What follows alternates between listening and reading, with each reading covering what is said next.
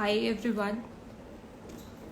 मैं हूं आपके साथ अंकिता चंद्रा और एक बार फिर से मैं आप तमाम दर्शकों का जल्दी के इस लाइव सेशन में बहुत बहुत स्वागत करती हूं। और मैं चाहूंगी कि ज़्यादा से ज़्यादा दर्शक जो हैं, हमारे जो फॉलोअर्स हैं, वो आज हमारे साथ जुड़े, क्योंकि आज का भी जो हमारा विषय है वो बहुत ज़्यादा आज के संदर्भ में देखा जाए तो बहुत ज़्यादा ये भी समस्या बढ़ती जा रही है।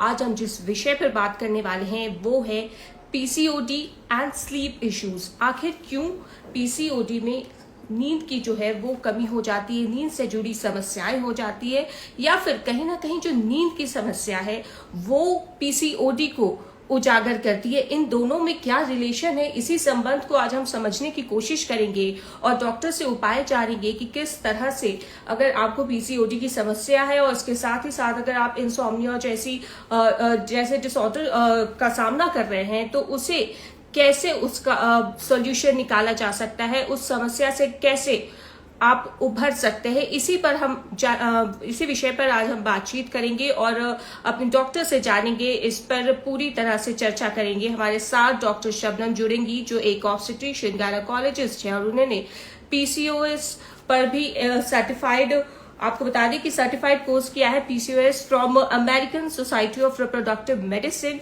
और पीसीओएस एंड फर्टिलिटी से किया है उन्होंने चेन्नई से। तो इसलिए आज हमने उन्हें चुना है ताकि वो पीसीओएस से जुड़ी हर समस्या के बारे में आपको विस्तार से, जिस तरह से पहले भी उन्होंने बताया था, एक बार फिर आज वो बताने की कोशिश करेंगी। और आज पीसीओडी और स्लीप से जुड़ी समस्या पर हम बात करेंगे कि आखिर क्यों पीसीओडी में स्लीप इश्यूज होने लगते हैं, क्यों नींद की कमी होने लगती है, नींद से जुड़ी समस्याएं उत्पन्न होने लगती है। इसी पर आज हम बातचीत करेंगे और मैं चाहूंगी कि ज्यादा से ज्यादा दर्शक हमारे साथ जुड़ जाए। और उसके बाद मैं डॉक्टर शबनम को यहाँ पे कनेक्ट करूंगी ताकि आज की जो जानकारी है हमारे ज्यादा से ज्यादा दर्शकों और फॉलोअर्स तक पहुंच सके। और आपकी अगर इस इश्यू से जुड़ी कोई भी समस्या है तो आप हमसे सवाल कीजिए और उन सवालों को मैं लूंगी, और ताकि डॉक्टर उन सवालों के जवाब आपको दे सके। तो आप तमाम दर्शकों का, हमारे तमाम फॉलोअर्स का एक बार फिर से बहुत बहुत स्वागत पे करती हूँ। और अब मैं यहाँ डॉक्टर शबनम को कनेक्ट करूंगी और उनसे हम समझने की कोशिश करेंगे कि आखिर पीसीओडी में स्लीप से जुड़ी समस्या क्यों होने लगती है, क्या है इन दोनों के बीच में रिलेशन, ये हम जानेंगे आज डॉक्टर शबनम से। तो अब से कुछ पलों के बाद डॉक्टर शबनम हमारे साथ जुड़ेंगी, उनसे बातचीत का सिलसिला हम शुरू करेंगे और समझने की कोशिश करेंगे कि पीसीओडी होने पर स्लीप से जुड़ी समस्या क्यों होती है, नींद से जुड़ी समस्या क्यों होती है, और इसका निवारण कैसे किया जा सकता है, क्या कुछ रेमेडीज इसके लिए अपनाए जा सकते हैं, और इसे प्रिवेंट करने के लिए क्या कुछ ऑप्शंस है हमारे पास। ये तमाम जानकारी हम उनसे प्राप्त करेंगे। तो अब से कुछ पलों के बाद डॉक्टर शबनम हमारे साथ जुड़ेंगी और तब तक मैं चाहूंगी कि हमारे जो दर्शक है वो लगातार जुड़ते जाए, जो फॉलोअर्स है वो ज्यादा से ज्यादा कनेक्ट होते जाए, ताकि इस विषय पर हमारी बातचीत जो है वो अब कुछ पलों के बाद शुरू हो जाएगी। सवाल और जवाबों का सिलसिला जो है वो भी अब शुरू हो जाएगा। तो अब से कुछ पलों के बाद डॉक्टर शबनम हमारे साथ जुड़ेंगी, उनसे हम जानने और समझने की कोशिश करेंगे कि आखिर पीसीओडी में नींद से जुड़ी समस्या क्यों होती है, नींद की कमी क्यों होती है, क्योंकि नींद बहुत ज्यादा आवश्यक है। अगर हम अपने पूरे हेल्थ की बात करें तो नींद की कमी से कहीं ना कहीं हेल्थ पूरी तरह से अफेक्टेड हो जाता है। मेंटली हम कहीं ना कहीं बहुत ज्यादा परेशान हो जाते हैं अगर हमारी नींद अच्छी नहीं होती है। इसलिए नींद का अच्छा होना आवश्यक है और इसीलिए आज हमने इस विषय को उठाया है। और एक बार फिर से मैं डॉक्टर शबनम को यहाँ पर कनेक्ट करने की कोशिश करती हूँ ताकि वो जल्द से जल्द हमारे साथ जुड़ जाए और बिना समय गवाए हमारा ये बातचीत का सिलसिला शुरू हो सके। तो अब से कुछ पलों के बाद डॉक्टर शबनम हमारे साथ जुड़ेंगी। डॉक्टर शबनम, आपका बहुत बहुत एक बार फिर से जल्दी के इस लाइव सेशन में स्वागत है। Hello Ankita, thank you. How are you? आप सब कैसे हैं? गुड। आई होप कि मेरी आवाज आप तक क्लियर आ रही है। मैं आप सबका इस लाइव सेशन में स्वागत करती हूँ और उम्मीद करते हैं कि हमारा ये लाइव सेशन काफी अच्छा होगा जी। अंकिता, आप आगे बढ़े प्लीज। जी डॉक्टर शबनम, जैसा कि मैं अपने दर्शकों को आपके बारे में भी बता रही थी कि आपने स्पेशलाइज्ड किया है पीसीओडी पर, खास तौर पर पीसीओएस पर। तो आप सबसे पहले तो अपने बारे में कुछ बताएं। देखो अंकिता, पहले तो मैं बताऊं कि मैंने एमबीबीएस किया हुआ है, फिर उसके बाद मैंने डीएनबी ट्रेनिंग की हुई ऑब्स्टेट्रिक्स एंड गायनेकोलॉजी में। उसके बाद मैंने ये पीसीओएस में ऑस्ट्रेलियन यूनिवर्सिटी से पीसीओएस का कोर्स किया हुआ है। Then I received certificates of polycystic ovarian disease from reproductive society of America. उसके बाद फिर मैंने पीसीओएस एंड फर्टिलिटी का कोर्स चेन्नई से किया हुआ है। तो पीसीओएस फील्ड चूज करने का जो मेरा डिसीजन था वो इसलिए क्योंकि ये जो पीसीओडी या पीसीओएस की कंडीशन है इंडिया में बहुत ज्यादा बढ़ रही है। अगर मैं कहूँ या कि हर पांचवी लड़की या हर छठी लड़की पीसीओएस से ग्रसित है या पीसीओडी से ग्रसित है।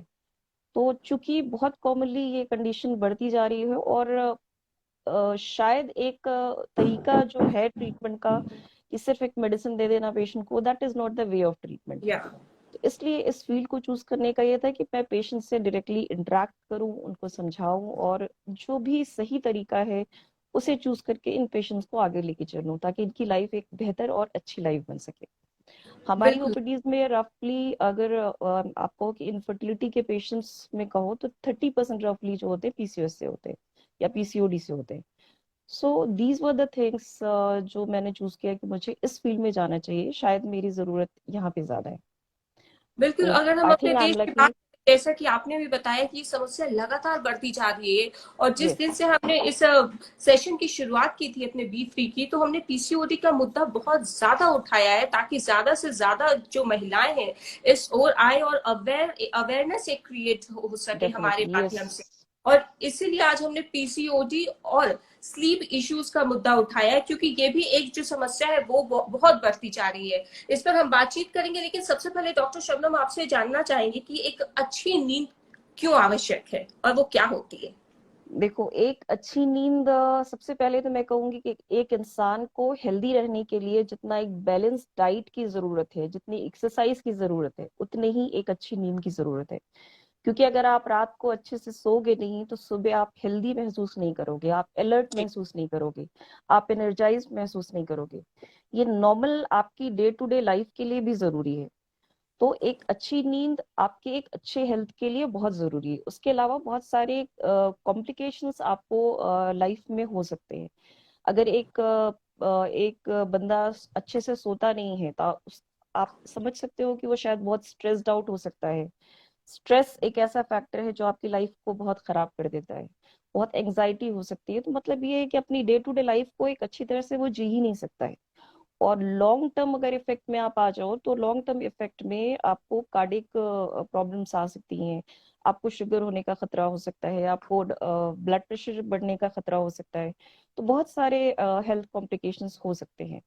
तो डे टू डे लाइफ से लेकर के आपके लॉन्ग टर्म इफेक्ट तक सबको ये कॉम्प्लिकेट कर सकती है आपकी स्लीपिंग हैबिट जो है। सो जी। This is why sleep is मतलब ये एक रीजन है जिसके लिए स्लीप लेना, एक हेल्दी स्लीप लेना बहुत जरूरी है। और दूसरा आपने पूछा कि कितनी स्लीप होनी चाहिए। देखो, जी। एक नॉर्मल एडल्ट के लिए जो 18 से 60 या 65 साल की एज में है, तो 7 से 9 घंटे की अगर स्लीप होती है तो ये एक एडिक्वेट स्लीप मानी जाती है। तो 7 से 9 घंटा अगर आप सो रहे हैं और उस सोने के बीच में कोई डिस्टरबेंस नहीं हो रहा है तो दैट इज एडिक्वेट स्लीप, यानी कि आप सही से सो रहे हैं। लेकिन अगर उस सोने के बीच में आप बार बार उठ जा रहे हैं या आपकी स्लीप में डिस्टरबेंस हो रहा है किसी भी वजह से, तो वो हेल्दी स्लीप नहीं होगी क्योंकि आप पूरी नींद नहीं ले पाओगे। सो एक जी। नॉर्मल एडल्ट के लिए 7 से 9 घंटा, और अगर 13 से 18 साल की बच्ची है तो उससे 8 से 10 घंटा। तो एडोलेसेंट पॉपुलेशन में 8 to 10 रफली, और एक एडल्ट के लिए आपको 7 से 9 घंटा। अगर एथलीट है तो रफली 10 आवर्स, क्योंकि उनको ज्यादा स्लीप की जरूरत होती है। जी। और जो अगर पीसीओडी और ये जो स्लीप कनेक्शन है, इसे देखने की कोशिश करें, तो क्या पीसीओडी के कारण स्लीप इश्यूज होते हैं या स्लीप इश्यूज के कारण ये पीसीओडी की पूरी समस्या होती है। देखो, यस, पीसीओडी में स्लीप इश्यूज होते हैं। अगर मैं एक ऑस्ट्रेलियन स्टडी की बात करूं तो वो ये कहते हैं कि 1.5 गुना ज्यादा एक नॉर्मल पॉपुलेशन से पीसीओडी पेशेंट्स में 1.5 गुना ज्यादा स्लीप इश्यूज होते हैं। तो पीसीओडी पेशेंट्स में स्लीप इश्यूज होते हैं। यस, यू कैन से कि पीसीओडी स्लीप इश्यूज कॉज करता है। मैं ये नहीं कहूंगी कि सारे पीसीओडी पेशेंट्स को स्लीप इश्यूज होते हैं, लेकिन as compared to normal patient, मतलब नॉर्मल वुमेन, पीसीओडी पेशेंट्स को स्लीप इश्यूज होते हैं। So PCOD causes sleep problems. जी। और अगर हम हार्मोन की बात करें तो कौन सा हार्मोन जो है वो अफेक्टेड हो जाता है, जो ये जो स्लीप की जो समस्या होती है, और इसे किस तरह से ठीक किया जा सकता है कुछ हद तक? देखो, हार्मोन्स की अगर हम बात करें तो पीसीओडी में एक बहुत कॉमन प्रॉब्लम होती है कि ओव्यूलेशन नहीं होता है। हम जो या अल्ट्रासाउंड की अगर अगर पेशेंट्स, बहुत ज्यादातर पेशेंट्स जो जुड़ रहे होंगे, आई होप कि इन सब ने कभी ना कभी अपना अल्ट्रासाउंड कराया होगा। तो उस अल्ट्रासाउंड की फाइंडिंग में हम देखते हैं कि उसमें आता है कि मल्टीपल सिस्ट मिलते हैं, छोटे छोटे मल्टीपल सिस्ट मिलते हैं। या तो एक्चुअली वो फॉलिकल्स होते हैं जो कि अरेस्ट हो जाते हैं, वो बढ़ नहीं पाते। और इन फॉलिकल्स के अंदर ही, जब ये फॉलिकल बढ़ते हैं तो इसके अंदर ही एग कैरी होता है। और ये जब बढ़ते हैं और रप्चर होते हैं तो उसके अंदर वो जो एग्स होते हैं वो रिलीज होते हैं। तो दैट प्रोसेस इज ओव्यूलेशन। तो पीसीओडी पेशेंट में क्या होता है, ये फॉलिकल मेच्योर ही नहीं हो पाते, तो वो अरेस्ट हो जाते हैं, तो ओव्यूलेशन का प्रोसेस नहीं हो पाता। तो जब ओव्यूलेशन का प्रोसेस नहीं होता है तो ओव्यूलेशन के बाद की जो प्रोसेस है, एक हार्मोन बहुत इंपॉर्टेंट हार्मोन होता है, दैट इज प्रोजेस्टेरॉन। तो उस वो रिलीज नहीं होता, या बहुत कम रिलीज होता है कह सकते हो। तो ये जो प्रोजेस्टेरॉन हार्मोन कम रिलीज होता है, तो वो भी स्लीप को आपके अफेक्ट करता है, क्योंकि प्रोजेस्टेरॉन में स्लीप को स्टेबलाइज करने की प्रॉपर्टी होती है। ये आप कह सकते हो कि आपकी एंजाइटी को रिलीव करने की प्रॉपर्टी होती है, आपके ब्रेन में फंक्शन करके ये आपकी एंजाइटी को रिलीज करता है, क्योंकि आपके अंदर अगर एंजाइटी होगी तो भी आप नहीं सो पाओगे। तो आपकी स्लीप को स्टेबल करता है, स्टेबलाइज करके उसको मेंटेन करता है। तो एक तो इम्पोर्टेंट हार्मोन हो गया आपका प्रोजेस्टेरॉन। दूसरा, जी। दूसरे और वो है एक और दूसरा है कॉर्टिजोल। तो मेलाटोनिन एंड कॉर्टिजोल, ये दो इम्पोर्टेंट हार्मोन्स इसलिए हैं क्योंकि ये आपकी जो एक नेचर है, हमारा मतलब एक नेचर है, नेचर के हिसाब से हम चलते हैं। जैसे रात होती है तो हम सोते हैं और दिन होती है तो हम जागते हैं। तो ये एक या नेचुरल टेंडेंसी है, इसको कहते हैं सर्केडियम रिदम। कि बॉडी में हार्मोन्स कुछ इस तरीके से सेक्रेट होते हैं कि नेचर ने एक ऐसे बनाया हुआ है कि रात को मेलाटोनिन हार्मोन बढ़ता है, जो कि स्लीपीनेस कॉज करता है। तो वो सेंस ऑटोमेटिकली कर लेता है एनवायरनमेंट के डिम लाइट को, यानी डार्कनेस को। तो वो रात में बढ़ जाता है, यानी कि उस डार्कनेस में बढ़ जाता है। एंड कॉर्टिजोल हार्मोन जो होता है वो आपका लेटर जो हाफ होता है नाइट का, उसमें धीरे धीरे करके बढ़ने शुरू करता है, और अर्ली मॉर्निंग में पीक पे आता है। यानी कि जैसे ही आपकी रोशनी होती है, नेचर में जब इन्वायरमेंट में जब आपकी रोशनी होती है, वो उसको सेंस कर लेता है और वो पीक पे चला जाता है। तो ये आपको अलर्ट कर देता है और आपको जगने में हेल्प करता है। तो ये नेचर के हिसाब से बैलेंस्ड होते हैं। दीज आर द हार्मोन्स जो जी। कि आपके नेचुरल साइकिल को मेंटेन करते हैं। तो जब इनमें कुछ भी, किसी भी तरीके का इन हार्मोन्स में डिसरप्शन होता है या इन हार्मोन्स में इम्बैलेंस होता है, तो इसकी वजह से आपके स्लीप साइकिल पे इफेक्ट पड़ता है। और पीसीओडी पेशेंट्स में इन हार्मोन्स की, प्रोजेस्टेरॉन तो मैंने आपको बताया ही, उसके अलावा कॉर्टिजोल और मेलाटोनिन हार्मोन में भी प्रॉब्लम हो जाती है। तो इनमें भी, इनके सेक्रेशंस में भी प्रॉब्लम होती है, तो जिसकी वजह से स्लीप साइकिल डिस्टर्ब होती है। तो और एक इस वजह से नेचर। और पीसीओडी पेशेंट में और किस किस तरह की समस्या हो जाती है? क्योंकि मैं कहीं पढ़ रही थी कि स्लीप इश्यूज के कारण कहीं ना कहीं जो ओबेसिटी की भी समस्या, इस वजह से भी कहीं ना कहीं एक कनेक्शन है। देखो, ओबेसिटी, देखो जरूरी नहीं है कि ओबीज पेशेंट में या ही वेट स्लीप गेन हो इश्यूज हो। जाए या?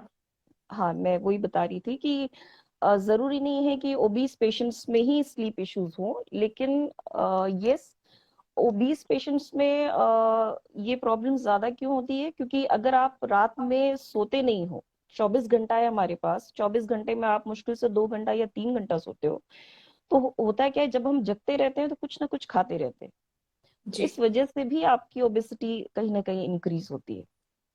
सो ऐसा नहीं है कि सिर्फ ओबीज में ही स्लीप इश्यूज होते हैं, but yes, it may lead to obesity. क्योंकि अगर हम 24 घंटे में 2-3 घंटा सो रहे हैं, बाकी टाइम जग रहे हैं, तो जब आप जग रहे हो तो कुछ ना कुछ कर रहे हो, और आपका माइंड कहीं ना कहीं हंगर को आपको स्टिमुलेट कर रहा है, और आप कुछ ना कुछ खाते रह रहे हो।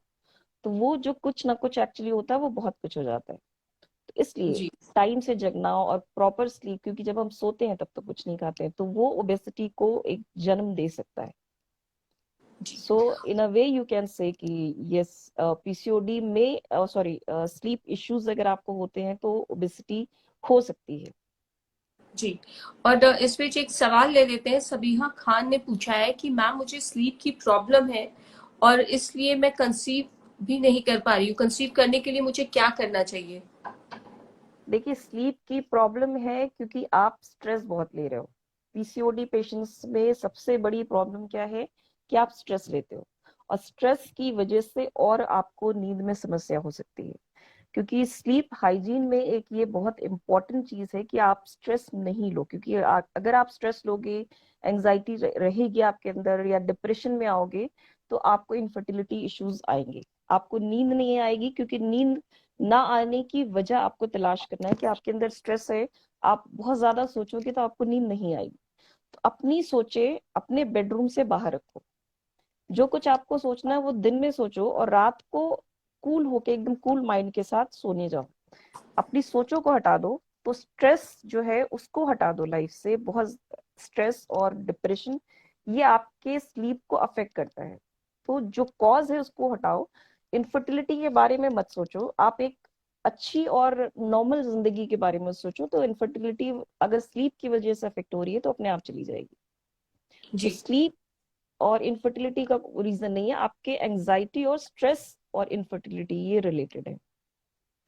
और अगर प्रेजेंट सिनेरियो की बात करें तो आज जैसा हम देखते हैं कि नाइट शिफ्ट्स में भी बहुत ज्यादा काम करना पड़ता है बहुत लोगों को, या फिर लेट नाइट हम बहुत ज्यादा मोबाइल का यूज कर रहे हैं, लैपटॉप पे काम कर रहे हैं, तो वो जो आर्टिफिशियल लाइट्स है उनका कितना इफेक्ट पड़ता है हमारे पूरे हेल्थ पर, और ये किस किस तरह का मतलब अफेक्ट करता है, किस तरह से?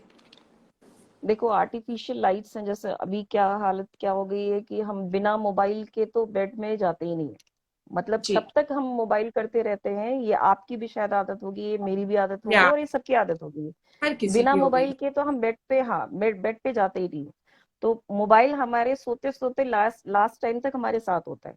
तो ये जो आदत है ये इसलिए खराब है क्योंकि मोबाइल हो, लैपटॉप हो, कंप्यूटर्स हो, या फिर आप एलईडी लाइट्स हो, इन सब से एक लो वेवलेंथ की लाइट एमिट होती है, निकलती है, जिसको हम ब्लू लाइट बोलते हैं।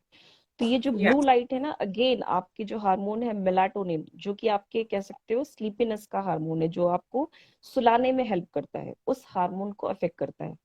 तो ये जो ब्लू लाइट इन सब चीजों से निकल रही है, आपके इस हार्मोन को अफेक्ट करती है, जिसकी वजह से आपको नींद आने में प्रॉब्लम होगी।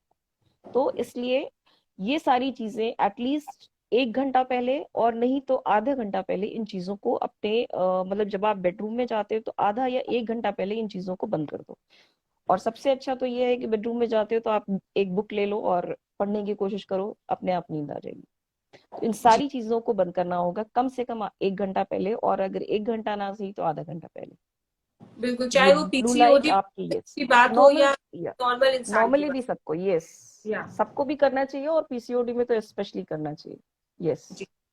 और रिया ने सवाल किया है कि क्या मैम कोई सी फ्रूट्स या वेजिटेबल्स के सेवन से नींद अच्छी आ सकती है?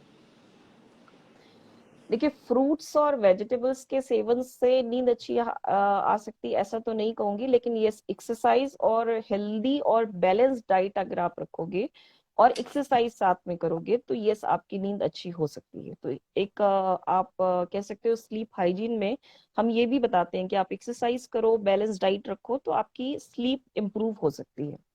तो कोई जी। पर्टिकुलर एक फ्रूट या फूड नहीं है, एक हेल्दी डाइट। तो हेल्दी डाइट और बैलेंस डाइट एंड एक्सरसाइज, ये सब मिला के आपकी स्लीप को इम्प्रूव कर सकता है। जी। और इस बीच श्रुति ने भी सवाल किया है। उन्होंने लिखा है कि वो भी पीसीओडी से ग्रसित है और उन्हें रात में नींद इसलिए नहीं आती है क्योंकि उन्हें सीवियर हेडेक की समस्या होती है। देखो, पीसीओडी में हेडेक ऐसा मैं नहीं कहूंगी कि एक प्रॉब्लम होती है कि या पीसीओडी का फीचर है हेडेक, लेकिन ये अगेन यहाँ पे फैक्टर स्ट्रेस आ जाता है। टेंशन हेडेक आपने नाम सुना होगा। टेंशन हेडेक जो कि बहुत कॉमन हो जाता है, क्योंकि ऐसे पेशेंट्स टेंशन बहुत लेते हैं। यानी स्ट्रेस आप लोगे तो टेंशन अपने आप आ जाएगी, उसको टेंशन हेडेक बोलेंगे। तो उसकी वजह से आपको हेडेक होगा, और जिसकी वजह से आपको नींद नहीं आएगी। तो अगेन आई एम सेइंग कि आप स्ट्रेस लेना कम करो, आप सोचना कम करो। आप ये सोचो ही मत कि आपको पीसीओडी है। तो जिस दिन से आप सोचना बंद करोगे, आपका टेंशन, आपका स्ट्रेस कम होगा और आपकी हेडेक की समस्या भी रिलीज होगी। उसके लिए आप मेडिटेशन करो, एक्सरसाइज करो और बैलेंस डाइट लो। और ओवरऑल देखा जाए, चाहे वो पीसीओडी पेशेंट की बात हो या फिर एक आम इंसान की बात हो, तो पुअर क्वालिटी ऑफ स्लीप से क्या कुछ उनके हेल्थ पे इफेक्ट पड़ता है? किस किस तरह की बीमारियां आगे हो सकती है इन वजहों से? देखो, पहले तो मैं इमीडिएट चीजों की बात करती हूँ, उसके बाद फिर हम लॉन्ग टर्म इफेक्ट की बात या करते हैं। पहले तो इमीडिएट इफेक्ट में तो ये है कि आपको स्लीप आने में प्रॉब्लम, एक होता है कि इंसोम्निया। ठीक है, या इंसोम्निया यानी कि स्लीप इनिशिएट करने में ही प्रॉब्लम हो रही है। आप जब बेड पे गए तो आपको नींद ही नहीं आ रही है, या फिर नींद आई तो लेकिन मेंटेन नहीं हो पा रही है। आप सोए, आधे घंटे के बाद उठ गए, फिर थोड़ा सा नींद आई, फिर उठ गए, तो वो नींद हुई नहीं। तो एक तो इंसोम्निया, उसके अलावा एक ओएसए होता है, ऑब्स्ट्रक्टिव स्लीप एपनिया। यानी कि आप, ये बहुत कॉमन है पीसीओएस पेशेंट्स में। एक या नॉर्मल बंदे के मुकाबले में रफली 17 to 75% के आसपास ये इंक्रीज रहता है पीसीओडी पेशेंट्स में या पीसीओएस पेशेंट्स में। तो ओएसए यानी ऑब्स्ट्रक्टिव स्लीप एपनिया, इसमें क्या होता है कि आप सो रहे हो और बीच बीच में 10 सेकंड के लिए आपकी सांसें, कह सकते हो कि कम हो जाती हैं या रुक जाती हैं। तो that is obstructive sleep apnoea. तो इसकी प्रॉब्लम हो जाती है। तो और ये बहुत, मतलब ऐसा नहीं है कि इसको इग्नोर कर सकते हैं। इसके अलावा डे टाइम स्लीपीनेस, आप काम कर रहे हो, बैठे बैठे ऊँग रहे हो, या फिर आप बहुत लेजी सा फील कर रहे हो स्लीपीनेस की वजह से, आपको प्रॉपर नींद भी नहीं आ रही है, लेकिन आप स्लीपीनेस हल्का फुल्का सा अजीब सा महसूस कर रहे हो। तो ये कुछ ऐसी चीजें हैं कि आपको इमीडिएट वाली चीजों में फील होगा। और लॉन्ग टर्म इफेक्ट में सबसे इम्पोर्टेंट है कि आपकी कार्डियक हेल्थ, यानी हार्ट की जो हेल्थ है वो अफेक्ट हो सकती है। टाइप 2 डायबिटीज हो सकता है। तो इन चीजों का खतरा आपके लॉन्ग टर्म हेल्थ पे पड़ सकता है। आपका ब्लड प्रेशर जो है वो बढ़ सकता है। तो ये कुछ ऐसी कंडीशंस हैं जो कि लॉन्ग टर्म में आपको खतरा पैदा कर सकती हैं, अगर आप एक हेल्दी स्लीप नहीं लेते हो तो। और एक हेल्दी और प्रॉपर स्लीप में मैं कहीं पढ़ रही थी कि उन्हें कैबेज अवॉइड करना चाहिए जिन्हें अच्छी नींद नहीं आती है। तो क्या वाकई ये सब चीजों को अवॉइड देखो, करना? कैबेज बहुत लोगों को डाइजेस्ट नहीं होता है।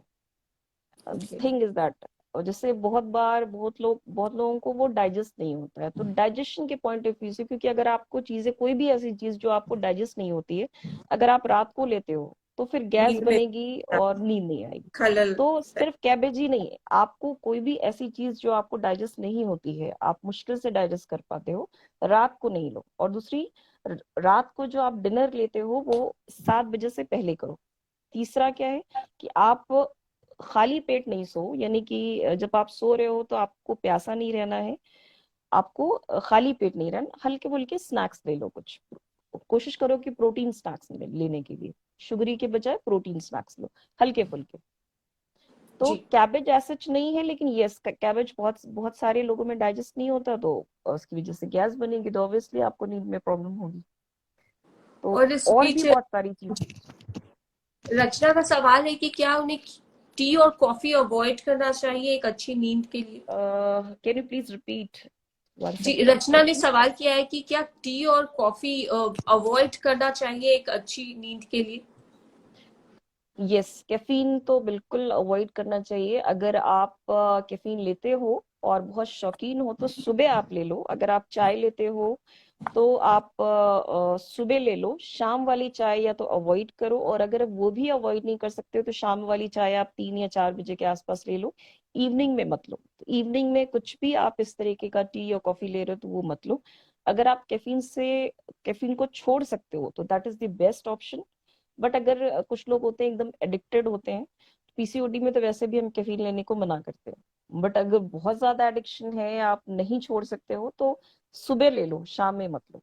और डेफिनेटली चाय अगर आप वैसे लेते हो दूध वाली और चीनी वाली लेते हो तो उसकी बजाय आप ग्रीन टी लो, और वो भी अर्ली लो, इवनिंग में नहीं लो।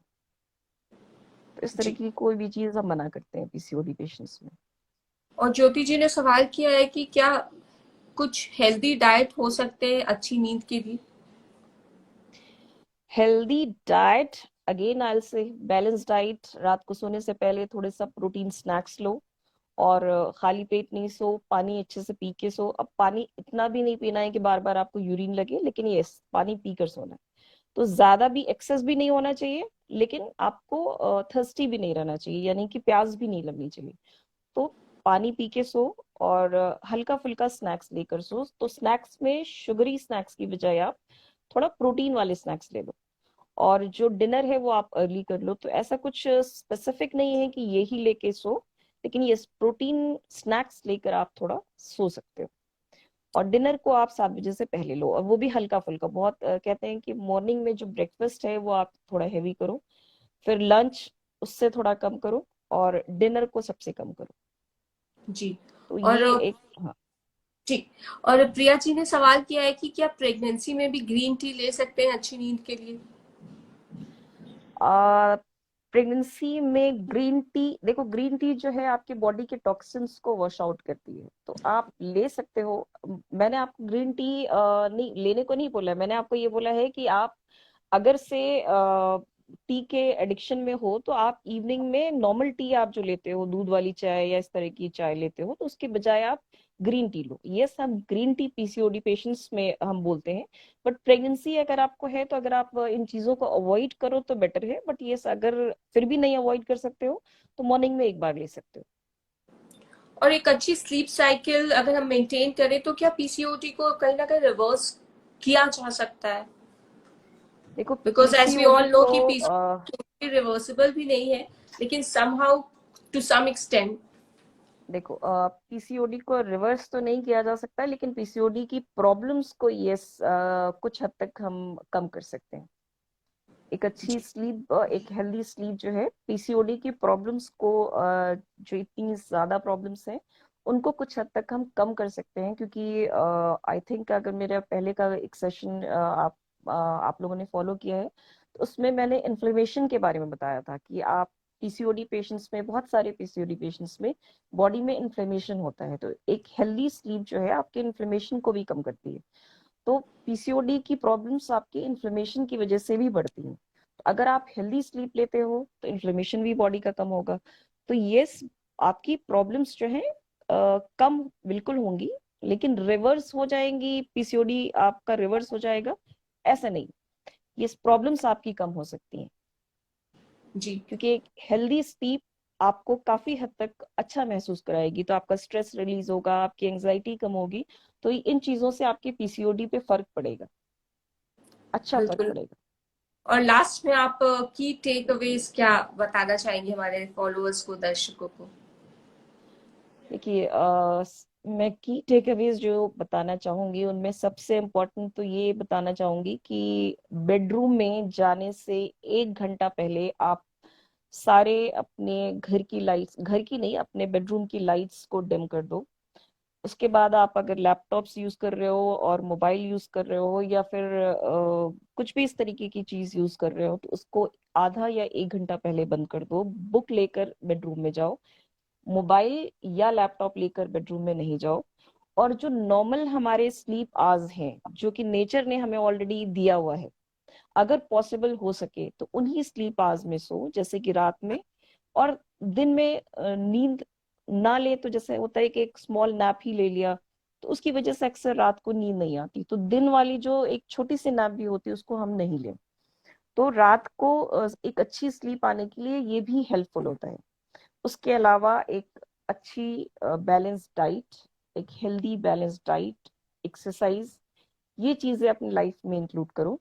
तो जब आपकी इन इन सब वजहों से हेल्थ अच्छी रहेगी तो आपको एक अच्छी स्लीप जो है वो आएगी। और अगर एक अच्छी स्लीप होगी तो आपके पीसीओडी को रिवर्स तो नहीं करेगी, लेकिन पीसीओडी के प्रॉब्लम्स को काफी हद तक कम कर सकती है। क्योंकि अच्छी स्लीप आपकी आपके टेंशन्स को, आपके स्ट्रेस को इन सब को काफी हद तक कम करती है। और स्ट्रेस जो है अपने आप में एक बहुत इंपॉर्टेंट फैक्टर होता है जो कि पीसीओडी को वर्स कर देता है। तो स्ट्रेस कम से कम हो उसके लिए भी आपको एक हेल्दी स्लीप की जरूरत है। और सबीना जी बार बार अपना सवाल कर रही है कि मैम प्लीज बता दीजिए कि विटामिन डी का इसमें क्या रोल होता है, क्या ये बेनिफिशियल हो सकता है? देखिए, विटामिन डी का स्लीपीनेस, मतलब ये जो डे टाइम वाला जो वीकनेस और स्लीपीनेस जो होती है ना, उसमें विटामिन डी का रोल इसलिए है क्योंकि अभी अगर आप विटामिन डी चेक कराओगे तो मैं अगर कहूँ कि अपनी ओपीडी में अगर मैं पेशेंट्स देखती हूँ तो 99.5% लेडीज में विटामिन डी की डेफिशिएंसी आती है और इसकी जी। वजह से एक्सट्रीम वीकनेस होती है। तो जब आपके अंदर वीकनेस होती है तो आपको डे टाइम जो स्लीपीनेस है ये बहुत ज्यादा लगता है। तो ये जो पीसीओडी का एक फीचर है कि डे टाइम स्लीपीनेस बहुत ज्यादा लगता है, तो अगर विटामिन डी आपके अंदर कम है तो वो और इंक्रीज हो जाता है क्योंकि आपके अंदर वीकनेस आ जाती है। तो वीकनेस कहीं ना कहीं आपके स्लीपीनेस जो डे टाइम वाली है वो इंड्यूस करेगी, तो रात को एक अच्छी स्लीप हो ही नहीं पाएगी। तो हर वक्त आप ऊँघते रहोगे दिन में और नींद भी नहीं ले पाओगे और रात वाली जो प्रॉपर स्लीप होनी चाहिए वो भी नहीं हो पाएगी। तो डेफिनेटली विटामिन डी का रोल है। तो आज ही अपना विटामिन डी लेवल आप चेक कराइए और अभी कोरोना के लिए भी विटामिन डी लेवल चेक कराइए। या वो हर लिहाज से विटामिन डी लेवल चेक कराइए, अपनी फर्टिलिटी के लिए भी, प्रेगनेंसी के लिए भी विटामिन डी लेवल चेक कराइए। तो यस, बिल्कुल। विटामिन डी का पीसीओडी में भी रोल है और आपके स्लीपीनेस में भी रोल है। तो जी। Vitamin D level definitely check कराइए। और मैं यहाँ अपने तमाम फॉलोअर्स और दर्शकों से रिक्वेस्ट करना चाहूंगी कि अगर आप पीसीओडी से पीड़ित है या पीसीओएस की समस्या का सामना कर रहे हैं तो आप डॉक्टर शबनम से कंसल्ट कर सकते हैं। अधिक जानकारी आप उनके इंस्टा हैंडल पेज पे जाके भी पा सकते हैं। और डॉक्टर शबनम, आपका एक बार फिर से बहुत बहुत शुक्रिया हमारे साथ जुड़ने के लिए और तमाम जो हमने सवाल पूछे उसके जवाब देने के लिए। Thank you Ankita, thank you all. मुझे बहुत अच्छा लगा आप सबसे बात करके। आई होप कि ये जो सेशन हमने किया ये आप सबके लिए लाभदायक होगा और फिर आगे भी हम ऐसे ही सेशंस करते रहेंगे। आप हमारे इंस्टा अकाउंट से जुड़िए, आप हमारे फेसबुक अकाउंट से जुड़िए और अगर आपको समस्या ज्यादा है तो आप हमारी क्लिनिक पे कंसल्ट भी कर सकते हैं। और मैं क्लिनिक का नंबर आपको एक बार दे देती हूँ, that is 8800740215। Thank you. Thank you thank you all. So much. Thanks. Thank you, Ankita. Thank you.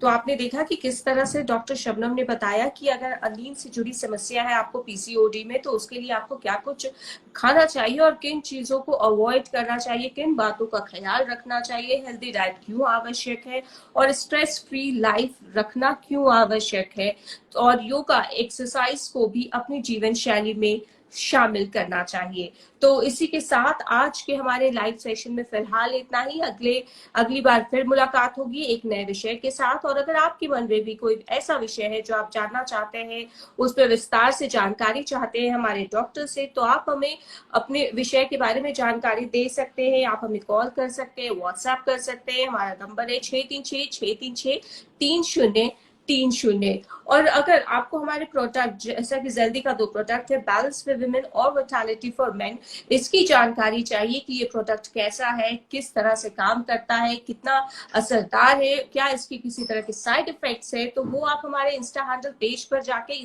IGTV पर तमाम वीडियोस देख सकते हैं, या फिर हमारे आप यूट्यूब के जल्दी पेज पर भी जाके तमाम सप्लीमेंट्स को लेकर वीडियोस देख सकते हैं। तो इसी के साथ आज के हमारे इस लाइव सेशन में फिलहाल इतना ही। फिर होगी आपसे मुलाकात, तब तक के लिए stay happy, stay healthy and always stay with जल्दी। Thank you so much.